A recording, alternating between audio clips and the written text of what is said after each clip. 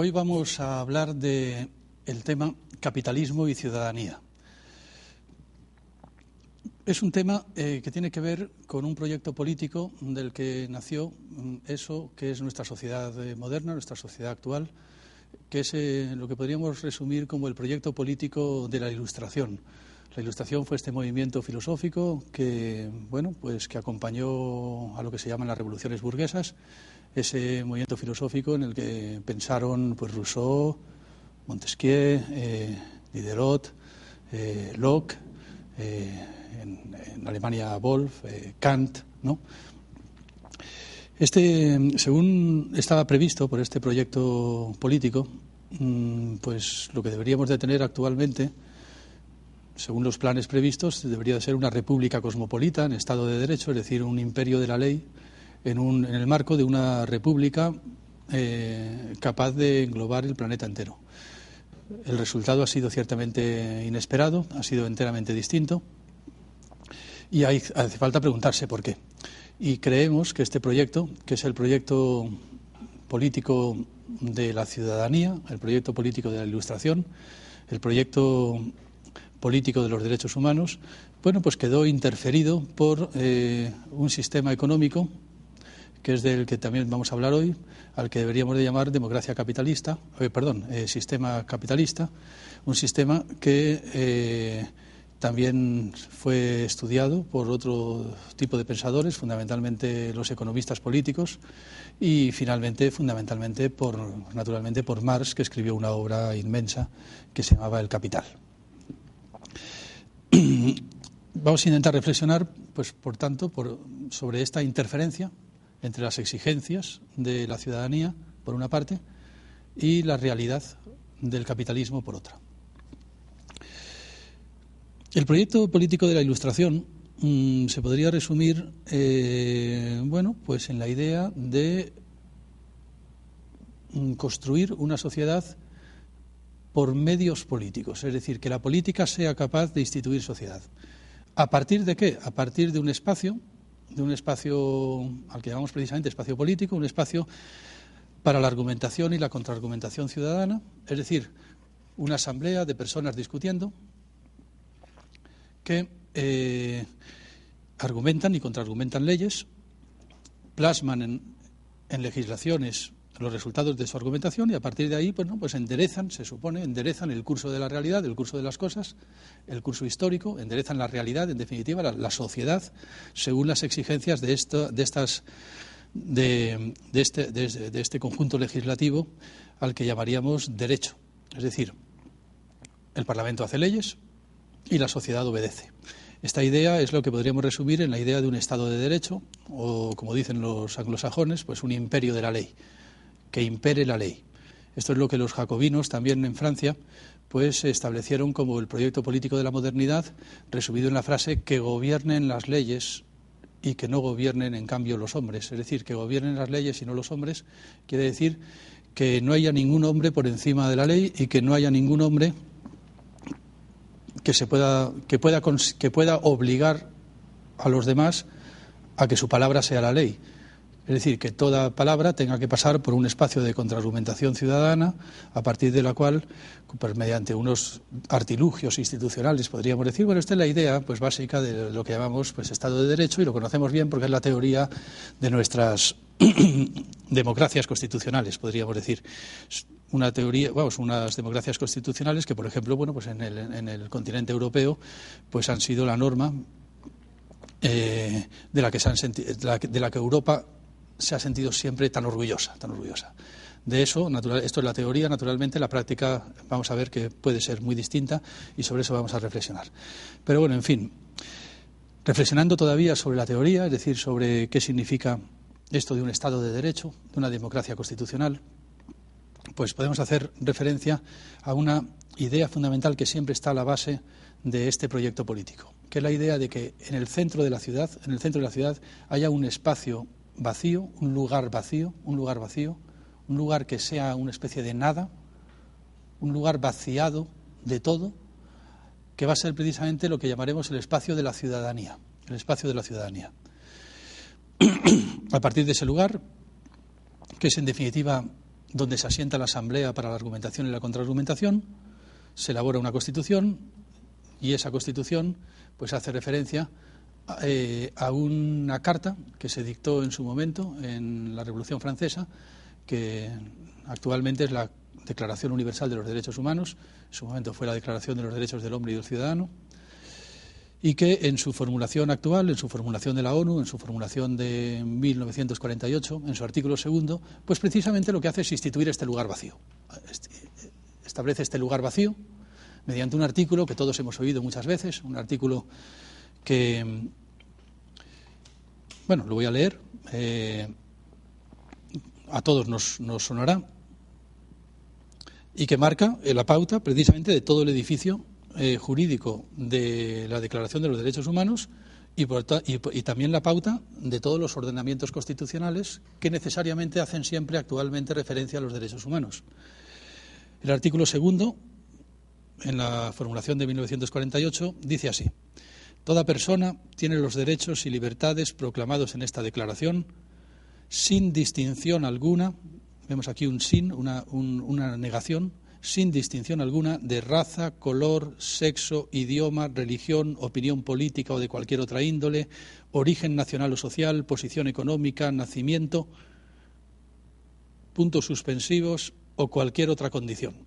Es decir, esta interminable lista de negaciones termina con un etcétera, por si acaso se nos ha olvidado alguna característica. Es decir, leo este artículo para mostrar hasta qué punto en la cúspide de nuestros ordenamientos jurídicos hay un lugar vacío señalado, ese lugar vacío que en este momento en la Declaración de los Derechos Humanos queda vaciado de toda particularidad de raza, color, sexo, idioma, religión, política, de cualquier otra índole, origen nacional o social, posición económica, de nacimiento o cualquier otra condición. Es decir, vaciado de todo.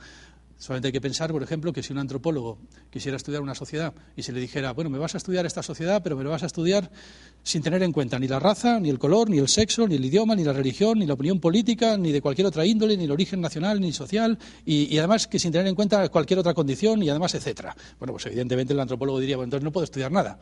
Bueno, esa nada que no puede estudiar el antropólogo, esa nada que no puede estudiar el sociólogo, podríamos decir, es precisamente lo que el proyecto político de la Ilustración consideró el lugar vacío desde el que había que hacer la política. Y los señaló precisamente con esta Declaración de los Derechos Humanos como el referente necesario de todo ordenamiento político futuro. Digamos que esto es la teoría, efectivamente, pero es una teoría que tiene mucha importancia porque es la manera en la que la sociedad moderna, la sociedad contemporánea, la sociedad actual quiere entenderse a sí misma. No hay ningún político que se le ocurra una idea tan insensata como para decir que no respeta los derechos humanos. Luego no los respetará, pero a nadie se le ocurre decirlo. Es decir, todo el mundo pretende que la cúspide del ordenamiento político, del ordenamiento constitucional, del ordenamiento institucional de una sociedad es este lugar vacío del que estamos hablando. Bueno, este lugar vacío lo inventaron obviamente los griegos. Es decir, la Ilustración es heredera, por supuesto, de esa revolución cultural insólita, extrañísima, muy misteriosa, que inventaron los griegos y que se llamó filosofía, el nacimiento de la historia de la filosofía. De hecho, Platón era muy consciente de la importancia de que este vacío estuviera en el centro de la ciudad. Yo creo que hay una manera de encontrar en Platón este tema. Por ejemplo, si vamos a su libro quizás más maduro, Las leyes, encontramos repetidamente esta idea. La idea, en palabras exactas de Platón, que dice: quien ocupe el lugar de las leyes debe ser declarado el enemigo más peligroso de la ciudad. ¿Qué quiere decir esto? Quien ocupe el lugar de las leyes, es decir, si de pronto se encuentra alguien ocupando el lugar de las leyes, debe ser declarado el enemigo más peligroso de la ciudad. Y además Platón continúa diciendo que el enemigo más peligroso de la ciudad debe ser inmediatamente condenado a muerte. Y dice inmediatamente, debe ser condenado inmediatamente a muerte, porque si hay alguien ocupando el lugar de las leyes, ni siquiera se le puede juzgar, porque no hay leyes. Entonces, si a alguien de pronto se le pilla, podríamos decir infraganti, ocupando el lugar de las leyes, sentado en el lugar de las leyes, Es decir, alguien que está suplantando a la ley, de tal manera que pretende que su palabra es la ley. Un tirano que pretende que su palabra es la ley, pues, dice Platón, ese debe ser declarado el enemigo más peligroso de la ciudad y debe ser condenado a muerte de forma inmediata, porque efectivamente no se puede ni siquiera esperar a juzgarle. Es tan obvio que está colocado donde no debe de estar, podríamos decir que está ocupando un lugar donde no debería estar, que sencillamente lo único que hay que hacer con él es matarle cuanto antes, podríamos decir. Esto lo continúa diciendo Platón, diciendo fíjense, es una fórmula muy gráfica, continúa diciendo, quien esclavice a las leyes, sometiéndolas al poder de los hombres, quien haga que la ciudad se someta a los dictados de una camarilla, de nuevo otra vez debe ser declarado el enemigo más peligroso de la ciudad y condenado a muerte. Es decir, quien haga que la ciudad se convierta en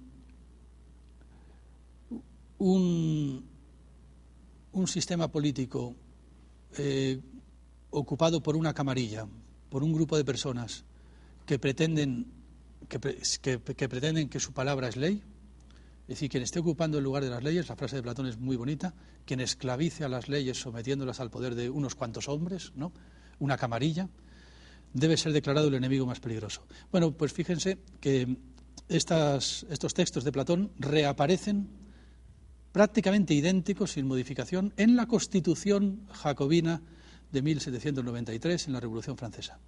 Es decir, el artículo 27 de la Constitución francesa, la Constitución de los jacobinos, la Constitución de Robespierre, podríamos decir, decía que todo individuo que usurpe el lugar de la soberanía sea de inmediato muerto, también dice de inmediato muerto, por los hombres libres. Este es el motivo por el que efectivamente Robespierre y Saint-Just piden que el rey sea condenado a muerte sin juicio, porque, bueno, es como si hubieran leído a Platón. El rey, por definición, está siempre ocupando el lugar de la ley. En lugar de tener ahí las leyes, pues tenemos siempre una persona que se puede decir que ha metido su cabeza en el lugar de la ley y pretende dictar leyes según su voluntad. Bueno, pues sin pasar, como decíamos, por este espacio vacío, por este espacio para la argumentación y la contraargumentación democrática, parlamentaria, diríamos hoy, ¿no?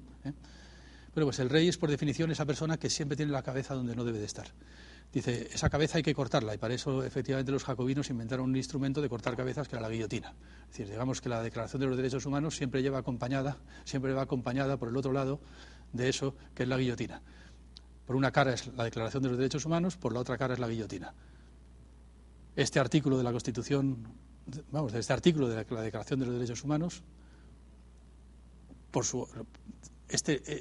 que lo que dice es las leyes tienen que ser dictadas desde un lugar vacío, ahí no puede haber la cabeza de nadie, va acompañado de un sistema, de un artilugio, podríamos decir, de un instrumento, de una máquina, para cortar cabezas y vaciar ese lugar. Por si acaso hay una cabeza se cuela, inmediatamente la guillotina la corta, podríamos decir. Esto es, podríamos decir, yo creo, es una forma de resumir pues el proyecto político de la Ilustración, pero veo que de alguna manera, pues estoy intentando explicar que de alguna manera se remite precisamente, bueno, pues a ese invento que hicieron los filósofos griegos, que luego Platón además materializó en su idea de un rey filósofo. Eso no quería decir que gobernaran los filósofos, eso que decir los filósofos, que gobernaran los filósofos de carne y hueso, sino más bien que gobernara la filosofía, es decir, que gobernaran aquellos que saben o aquellos que exigen que el lugar de las leyes esté vacío. Es decir, que gobernara en definitiva ese espacio de la argumentación y la contraargumentación, ese espacio para la razón, podríamos decir, ese espacio para la razón, que también además es independiente de toda esclavitud hacia raza, color, sexo, idioma, religión, opinión política, y por tanto, siendo independiente, ese lugar al mismo tiempo que es la razón, es también la libertad. Razón y libertad serán los dos grandes misterios de la historia de la filosofía, y son también los dos grandes cimientos de lo que la sociedad moderna pretende ser. Obra de la libertad, obra de la política, obra de la razón materializada en el derecho, la razón materializada en eso que llamamos derecho, la libertad como gramática del derecho, y de alguna forma la razón también como baluarte de la ciencia, de la historia de la ciencia, de la cultura, de un pueblo alfabetizado capaz de argumentar y contraargumentar en ese espacio vacío al que llamamos Parlamento, Asamblea Popular, como lo queramos ver, ¿no? De hecho, fíjense que este espacio vacío fue ya en la época de los griegos lo que más llamó la atención de los contemporáneos. Los persas, por ejemplo, se quedaron muy perplejos ante los griegos precisamente porque los griegos habían colocado en el centro de la ciudad este espacio vacío. El rey Ciro, el rey de los persas, cuenta Herodoto, dijo en una ocasión, la frase de Herodoto es la siguiente, dice: ningún miedo, dijo Ciro, ningún miedo tengo de esos hombres, los griegos. Muy insensato él, porque luego perdió la guerra contra los griegos. Dice: ningún miedo tengo de esos hombres, de los cuales es carácter colocar en el centro de su ciudad un lugar vacío al que acuden todos los días para engañarse unos a otros bajo juramento.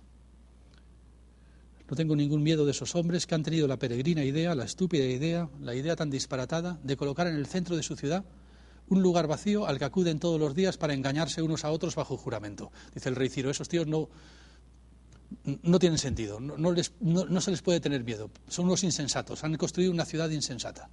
Esa ciudad insensata, por cierto, iba a ganar la guerra contra los persas. ¿Qué pensaba el rey Ciro que habría que encontrar en el centro de la ciudad en lugar de ese lugar vacío? Bueno, pues lógicamente un trono para el rey, o un templo para el dios. Lo lógico es que en el centro de la ciudad haya un templo para los dioses o un trono para los reyes. Eso es lo lógico. Los griegos dijeron: no, vamos a dejar el centro de la ciudad vacío. Bueno, a partir de entonces comenzó eso que podríamos llamar la aventura de la ciudadanía. La aventura de la ciudadanía. Ahora bien, los griegos fueron muy conscientes de lo difícil que era arrancar ese lugar vacío al curso de las cosas.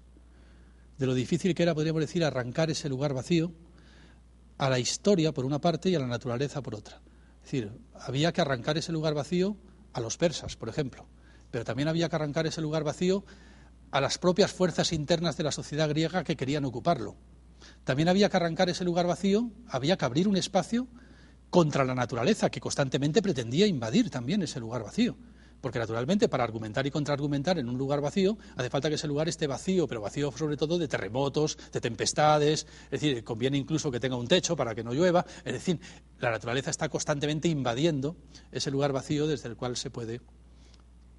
el cual se puede razonar, argumentar, contraargumentar y solidificar los resultados de la argumentación y la contraargumentación en eso que llamamos leyes o derecho. Es decir, es como si constantemente ese lugar vacío, decían los griegos, podríamos decir que decían los griegos, no lo decían con estas palabras, lógicamente, ese lugar vacío estuviera continuamente amenazado por una especie de tsunami natural, por una parte, e histórico, por otro. Esto los griegos, hasta tal punto lo sabían, que lo contaron a su manera en lo que consideran su mito fundacional, es decir, el mito, lo que podríamos llamar el Génesis, el Génesis griego, el mito en el que los griegos contaron el comienzo del mundo, que es el mito de Urano y Gea copulando. Urano y Gea, Urano es el cielo, Gea es la tierra. Pues Urano y Gea estaban al principio de los tiempos, dice el mito griego, copulando constantemente entre sí. Urano estaba encima de Gea, tendido, y no dejaba espacio en el centro, porque en el centro tenía su pene introducido en el vientre de Gea y nunca dejaba de eyacular, nunca dejaba de llenar el vientre de semen el vientre de Gea. Gea se iba quedando embarazada, pero ningún hijo podía parir porque el pene de Urano taponaba constantemente la salida, podríamos decir, ¿no? Entonces dicen los griegos, todo empezó cuando uno de los titanes que estaba gestando Gea en su vientre, pues cogió una hoz, agarró una hoz y le cortó el pene a su padre desde el interior del vientre de Gea, le cortó el pene a Urano, que naturalmente, pues podríamos decir que pegó un salto de dolor y se colocó en el cielo. dejando un espacio vacío en el centro, un espacio vacío en el cual parece que era posible la vida de los seres humanos. Pues no era posible tampoco la vida de los seres humanos, porque resulta que el titán que había cortado el pene a su padre, a Urano, era Cronos, el tiempo. El tiempo se dice Cronos en griego. El tiempo, entonces, empezó a reinar en esa dimensión que se había abierto entre el cielo y la tierra. Pero claro, el tiempo tenía un inconveniente. Cuando reinaba el tiempo, el inconveniente es que el tiempo es que lo devora todo, el tiempo se lo come todo. Nosotros sabemos muy bien que el tiempo de alguna forma es el continuo devorar el presente, el futuro devorando el presente ha devorado al pasado, ese continuo comerse a sí mismo que es el tiempo, ¿no? Cronos, es el reinado de Cronos. Nada puede permanecer, nada es estable, ni siquiera podríamos hablar, no era posible hablar. ¿Por qué no era posible hablar? Porque para hablar necesitamos una estabilidad. Esa estabilidad es la gramática del lenguaje. Necesitamos unas estructuras lingüísticas estables. Si cada frase que pronunciáramos variara las reglas de la gramática, pues sería imposible hablar. O sea, si cada frase que pronunciáramos tuviera una gramática distinta que la anterior, porque podríamos decir, si cada frase cambiase o generase su propia gramática, pues el lenguaje sería imposible. Y eso es lo que pasaba con el reinado de Cronos. Tampoco era posible hablar, porque Cronos lo devoraba todo el rato, no había nada estable. No había nada que pudiera permanecer, no había ninguna institución. Y la primera institución que hace falta para poder hablar es el lenguaje mismo, Es decir, que tampoco era posible la vida de los seres humanos con el reinado de Cronos. Hacía falta una victoria sobre Cronos. Cronos, esto lo cuenta el mito griego de una forma muy bella, muy terrible también, ¿no? Diciendo que Cronos, Saturno, en la mitología romana, ¿no?, devoraba constantemente a sus hijos. Todo lo que nacía del vientre de este duplicado de Gea, que era en ese momento Rea, ¿no?, era inmediatamente devorado por Saturno, o por Cronos, el tiempo. El tiempo se come a sus hijos. Recordamos el cuadro de Goya de Saturno devorando a sus hijos, ¿no?, por ejemplo, ¿no? O sea, Saturno siempre se le representa, pues el tiempo es el tiempo comiéndose un bebé, ¿no?, devorando a sus niños. Eso ocurría constantemente hasta que Rea, su mujer, pues tuvo una ocurrencia, se le ocurrió una treta que fue pues parir un niño, pero envolver una piedra en un pañal, dárselo a Cronos. Cronos lo devoró, se comió la piedra, pensó que era el niño, no notó nada. Y Rea pues se llevó al niño, lo escondió en una cueva donde vivían los titanes, y ahí fue creciendo este niño, que no era otro que Zeus, el rey de los griegos, el rey de los dioses griegos, ¿no? Zeus fue creciendo, y cuando ya llegó a la madurez, a la adolescencia, a la pubertad, podríamos decir, bueno, pues regresó con los titanes, un ejército de titanes, y venció a Cronos, derrotó a su padre Cronos. Igual que Cronos había derrotado a su padre Uranos, Zeus derrotó a su padre Cronos. Esta victoria fue la que, según los griegos, hizo posible la vida de los seres humanos. Esta victoria por la cual, de pronto, dejó de reinar el tiempo. Y si dejó de reinar el tiempo, quiere decir que fue posible que algo permaneciera. Fueron posibles las instituciones. Fue posible empezar a crear instituciones. Fue posible crear una institución en la que era posible hablar, argumentar, contraargumentar, una institución a salvo de las arremetidas del tiempo, a salvo de las arremetidas de la historia. O sea, porque no es que el tiempo dejara de pasar, el tiempo sigue pasando, pero había un espacio en el que el tiempo quedaba suspendido, un espacio vacío, efectivamente, en el que el tiempo no podía entrar momentáneamente.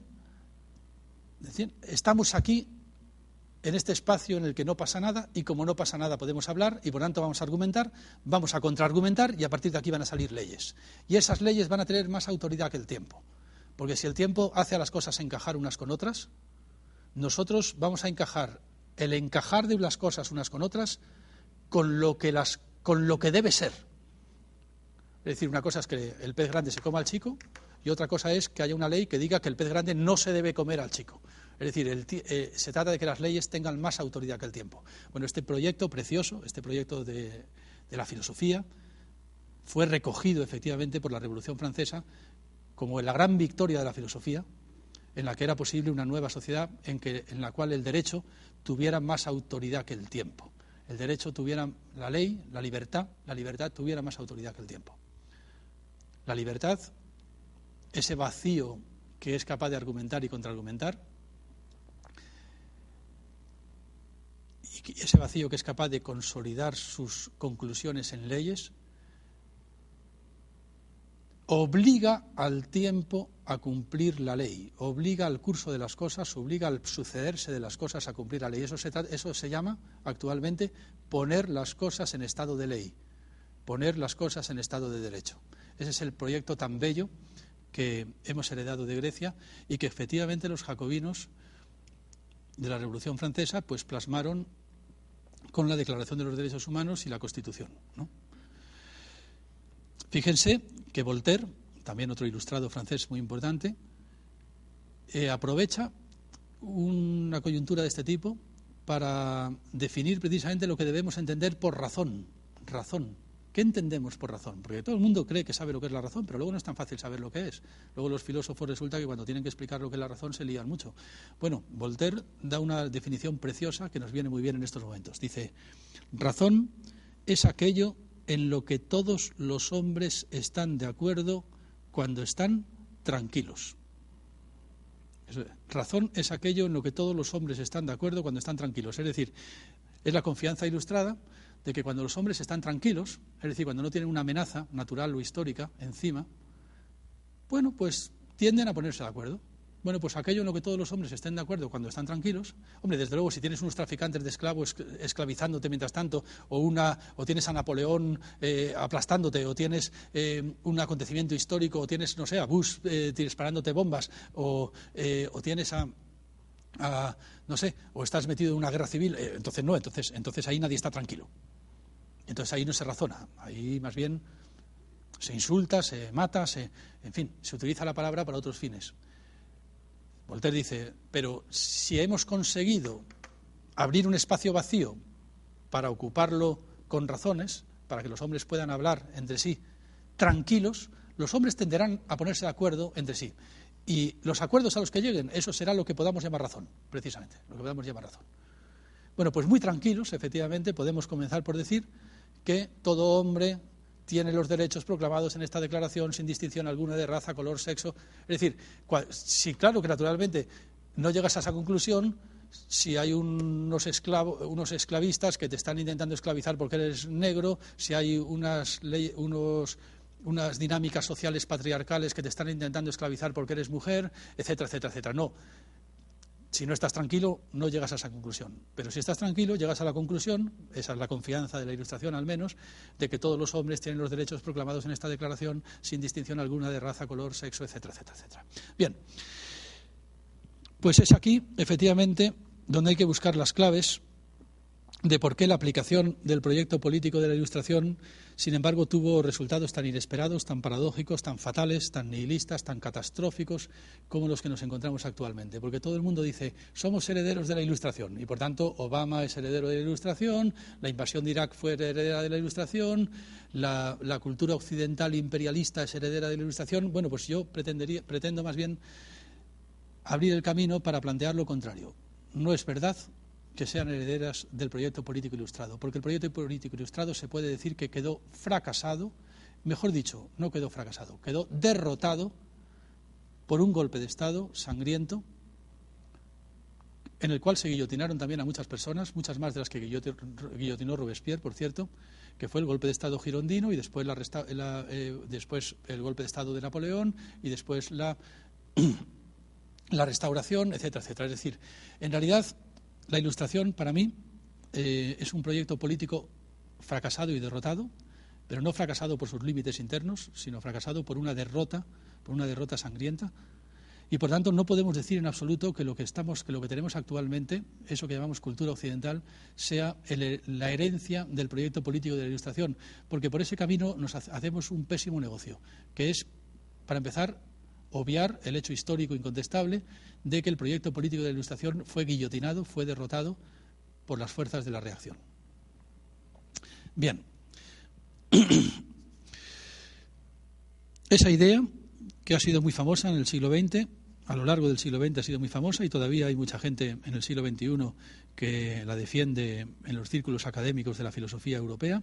Esa idea por la cual la Ilustración tendría algo así como una especie de reverso tenebroso, algo así como decir, bueno, así como tenemos por un lado los derechos humanos y por otra parte la guillotina, al final la herencia de los derechos humanos es Estados Unidos y la herencia de la guillotina es el imperialismo y en último extremo el totalitarismo, el nazismo. Es decir, por una parte los derechos humanos y por otra parte Auschwitz, como dos caras de lo mismo. Los campos de concentración por un lado y los derechos humanos por otro, y son dos caras de lo mismo.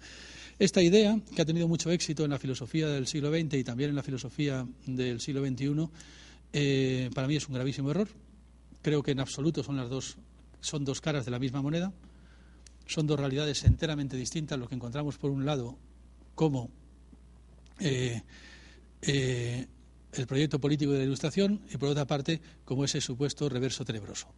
Se trata, no, más que de tratarse de un reverso, para mí se trata de una impostura, se trata de que otra cosa distinta que la Ilustración ha ocupado el lugar de las leyes, y esa otra cosa distinta que la Ilustración es lo que yo llamaría el capitalismo. El capitalismo. Es el capitalismo realmente quien hizo fracasar rotundamente el proyecto de la Ilustración. La Ilustración es imposible, es incompatible con el proyecto político de la Ilustración. Es imposible una sociedad en estado de derecho bajo condiciones capitalistas, y ese es el verdadero drama que ha hecho que el supuesto programa político de la Ilustración haya acabado reducido a ese espectáculo grotesco de nuestras democracias parlamentarias que no hacen más que encubrir una dictadura económica totalitaria de corporaciones económicas que se disputan a mordiscos la carne de la población mundial en este espectáculo dantesco que hoy se ha vuelto más dantesco que nunca a partir de la crisis económica. Un espectáculo, además, que amenaza ya incluso los límites ecológicos más elementales del planeta. Bueno, es como si en el mismo momento, podríamos decir, en que Zeus hubiera estado celebrando la victoria sobre Cronos, en el mismo momento en que Zeus hubiera estado celebrando esa victoria sobre su padre Cronos, sobre el tiempo, pues Cronos iniciara su más potente contraataque, resucitara a Cronos, pero además se irgiera con una fuerza inusitada como jamás, nunca en la vida había tenido el tiempo.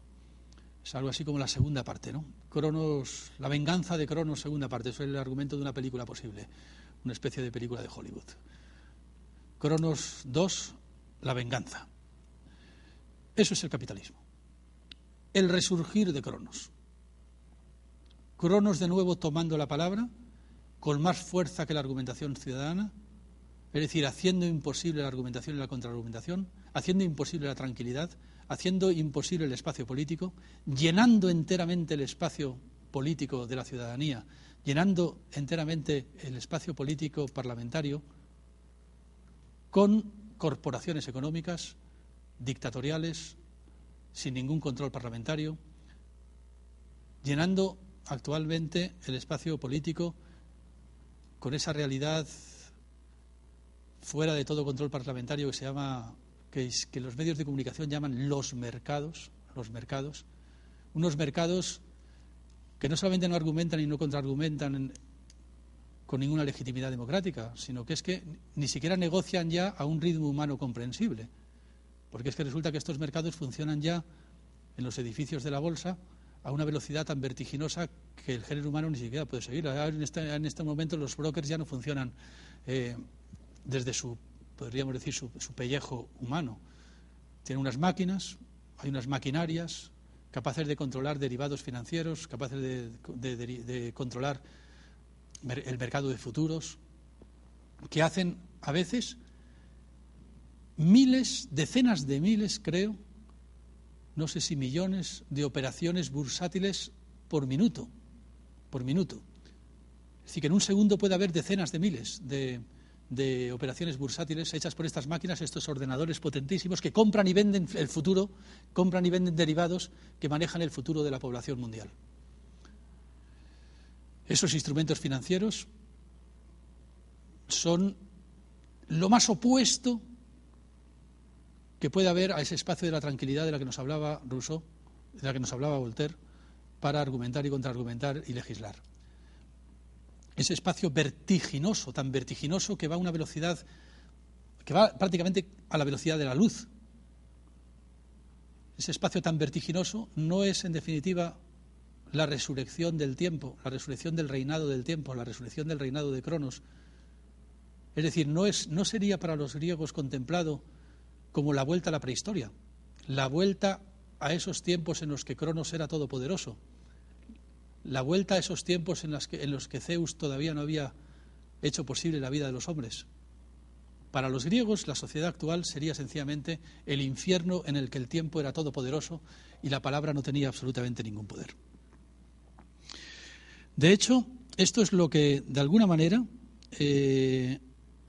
los mejores, a mi entender, intérpretes de la tradición marxista denunciaron desde ya hace mucho tiempo. Vamos a ver, por ejemplo, una gran economista actual, que ni siquiera es especialmente marxista, aunque tampoco es antimarxista, Wallerstein. Wallerstein, que es autor de una monumental obra sobre el sistema económico capitalista, sobre el capitalismo histórico, cuando tuvo que resumir su libro, lo resumió en un librito muy pequeño, que se llamaba, por cierto, El capitalismo histórico. Es un libro en el que, no tengo el texto aquí, pero vamos, más o menos puedo rememorarlo diciendo que, dice algo así como estudioso del capitalismo histórico a lo largo de tantos años, he llegado a la conclusión de que se trata de un sistema patentemente absurdo. Es un sistema que consiste en algo así como en una rueda de ratón. Igual que los ratones corren más deprisa para correr más deprisa, el capitalismo acumula capital para acumular más capital. Y su único cometido es crecer hoy más de lo que se había crecido ayer. Crecer hoy más que ayer y menos que mañana. Crecer, correr, es el reinado de Cronos, es el infierno.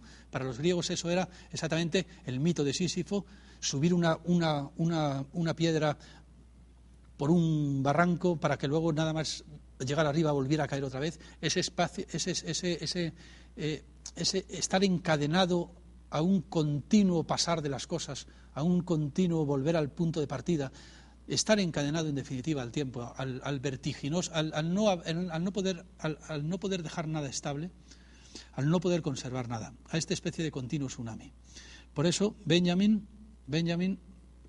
también nos dijo que no le gustaba mucho comparar la revolución comunista con una locomotora, porque más bien él tenía la sensación de que lo que era un tren sin frenos que caminaba hacia el abismo era el capitalismo, y que el socialismo, el comunismo, debería ser más bien el freno de emergencia. El capitalismo es una locomotora desbocada que camina hacia el abismo a una velocidad más y más vertiginosa cada vez. El comunismo no puede ser más que un freno, más bien. Más que acelerar la marcha, se trata de detener esa locomotora, de parar, que es exactamente la mayor objeción que se puede hacer contra el capitalismo. El capitalismo es un sistema que no puede detenerse, que no puede ralentizar su marcha, que no puede parar. Necesita crecer ininterrumpidamente en una escala vertiginosamente creciente, en un sistema que sin embargo es finito, que sin embargo en un mundo que sin embargo es finito, es un mundo redondo que tiene límites, pero un crecimiento infinito en un mundo finito es una contradicción, y esa contradicción acabará con el planeta. Entonces, se trata de parar el capitalismo o acabar con el planeta. Pero claro, no solamente ya se trata, por supuesto que acabar con el planeta es lo más elemental que se puede decir. Pero ¿cómo va a ser posible el Estado de Derecho en esas condiciones, con ese ritmo vertiginoso? Una sociedad sometida a ese ritmo vertiginoso de Cronos, una sociedad en la que reina Cronos, una sociedad en la que es enteramente imposible el proyecto político de la Ilustración. Pretender que la sociedad capitalista es la sociedad de la Ilustración es confundir a Zeus con Cronos. Es un disparate absolutamente sin igual.